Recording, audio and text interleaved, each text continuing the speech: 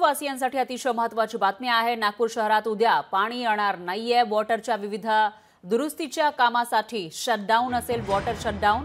तर 33 जलकुंभांवरून पाणी पुरवठा होणार नाही अशी माहिती समोर आलेली आहे।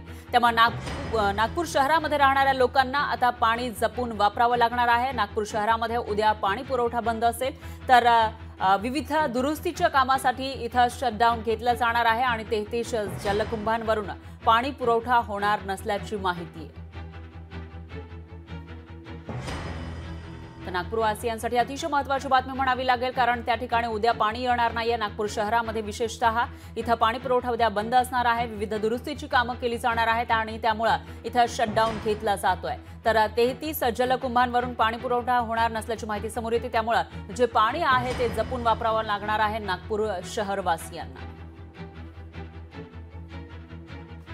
आणि याविषयी अधिक माहितीसाठी आपले प्रतिनिधी ज्ञानेश्वर पवार हे थेट नागपूरवरून आपल्यासोबत जोडले गेले आहेत। ज्ञानेश्वर, काय सांगाल? नागपूर शहरामध्ये उद्या पाणी येणार नसल्याचं कळतंय, नेमका कोणकोणत्या विभागांमध्ये पाणी पुरवठा बंद असेल?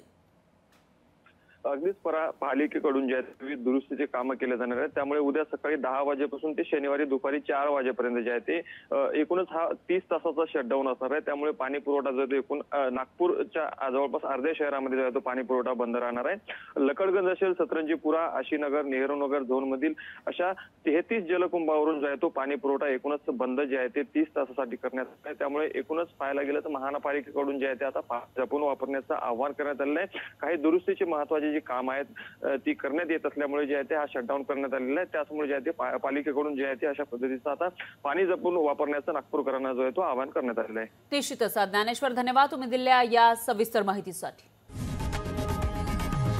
लोकशाही मराठी ऐका, पहा, जागरूक रहा।